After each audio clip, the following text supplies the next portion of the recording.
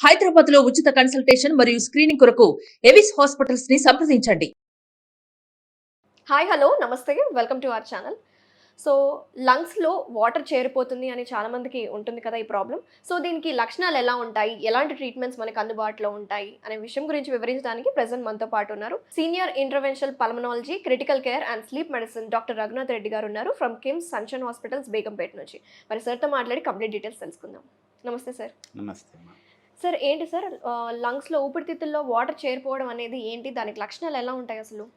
అంటే ఊపిరితిత్తులో వాటర్ చేరడం అనేది అది కొలోక్యల్గా చెప్తారు. అంటే మనకి కానీ ఊపిరితిత్తులో వాటర్ చేరడం అనే దానికి కారణాల కన్నా ఫస్ట్ లంగ్స్లో వాటర్ ఉంది అంటే అది ఎక్కడ ఉంది లంగ్లో.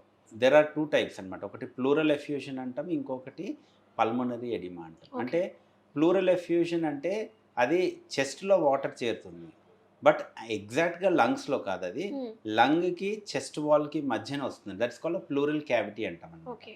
ఆ ప్లూరల్ క్యావిటీలో ఫ్లూయిడ్ అక్యుములేట్ అయితే మనం దాన్ని ప్లూరల్ ఎఫ్యూషన్ అంటాం. దానికి కారణాలు, దాని ట్రీట్మెంట్ డిఫరెంట్గా ఉంటుంది.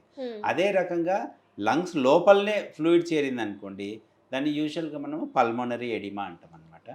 సో దానికి కారణాలు వేరు, దాని ట్రీట్మెంట్ వేరుగా ఉంటుంది. సో మనకు బేసిక్ డిఫరెన్స్ అనేది ఎప్పుడైనా ఎవరైనా లంగ్స్లో వాటర్ చేరింది అంటే అది లంగ్ లోపల అంటే పల్మోనరీ ఎడిమా టైప్ ఆఫ్ అక్యుములేషనా, లేకపోతే లంగ్ బయట బట్ చెస్ట్ లోపల అంటే ప్లూరల్ క్యావిటీలో అంటే pleural effusion type of problem అన్నది మనం ఫస్ట్ నిర్ధారించుకోవాలి. ఓకే, ఇదేమైనా సీజన్ తో సంబంధం ఉంటుందా సార్? ఇప్పుడు రైనీ సీజన్ తోటి, వర్షాకాలం, ఇవన్నీ సీజన్ తో సంబంధం లేదు.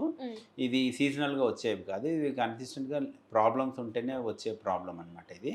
సో మనకి ఆ డిఫరెన్స్ అనేది బేసిక్ గా ఎప్పుడు తెలుస్తుంది అంటే లక్షణాలు పెద్దగా తేడా ఏమి ఉండకపోవచ్చు, ఆయాసము, దగ్గు రావడము ఇవన్నీ ఉండొచ్చు అనమాట. సో లక్షణాల్లో పెద్ద తేడా లేకపోయినా కానీ మనకు ఒక సింపుల్గా ఒక చెస్ట్ ఎక్స్రే చేస్తే మనకి అది క్లియర్గా తెలిసిపోతుంది. అది లంగ్ లోపల ఫ్లూయిడ్ అక్యుములేట్ అయిందా, లేకపోతే లంగ్ బయట చెస్ట్ వాల్ లోపల అంటే ప్లూరల్ క్యావిటీలో ప్లూరల్ ఎఫ్యూషన్ ఉందా, లేకపోతే పల్మనరీ ఎడిమా టైప్ ఏమన్నా ఉందా అనేసి. సో మనకి ఇండియాలో కామన్గా ప్లూరల్ ఎఫ్యూషన్ అనుకున్నాము. ప్లూరల్ క్యావిటీలో ఫ్లూయిడ్ అంటే లంగ్ బయట బట్ ఛాతి లోపలనే, చెస్ట్ లోపలనే ఆ ప్లూరల్ క్యావిటీలో ఫ్లూయిడ్ అక్యుములేషన్ మనము ప్లూరల్ ఎఫ్యూషన్ అంటాం. మన ఇండియాలో common cause for pleural effusion ఏంటి అంటే టీబీ, ట్యూబర్క్యులోసిస్. ట్యూబర్క్యులోసిస్తోని మనకి ప్లూరల్ ఎఫ్యూషన్ అనేది వస్తుంది అనమాట. దానికి ఆ నీడిల్తో పెట్టి సిరంజ్తో మనం ఫ్లూయిడ్ కొంచెం తీసి పరీక్షలకు పంపిస్తే దాంట్లో నిర్ధారణ అయ్యే అవకాశం ఉంటుంది. అదేవిధంగా సెకండ్ కామన్ కాజ్ వచ్చేసి లంగ్ క్యాన్సర్. లంగ్ క్యాన్సర్లో కూడా మనకి ఫ్లూయిడ్ అక్యుములేట్ అవుతుంది in the pleural cavity. Particular cause అనేది లేదనమాట, ఇలాంటి వివిధ రకాల కాజెస్ ఉన్నాయి. ఒకటే సిమ్టము, ఒకటే ఏమంటారు అంటే లంగ్స్ లో ఫ్లూయిడ్ వచ్చింది అని చెప్పడం అనేది ఒకటే, కానీ దానికి కారణాలు అనేవి అనేకం అన్నమాట. దాన్ని డయాగ్నోస్ చేయడం అనేది చాలా ఇంపార్టెంట్. డయాగ్నోస్ చేసి దాన్ని పర్టికులర్ గా ట్రీట్ చేస్తేనే దానివల్ల మనకి ఏమైనా ఇంప్రూవ్మెంట్ ఉంటుంది. ప్లూరల్ ఎఫ్యూషన్, పల్మోనరీ ఎడిమాని ఫస్ట్ డిఫరెన్షియేట్ చేయాలి.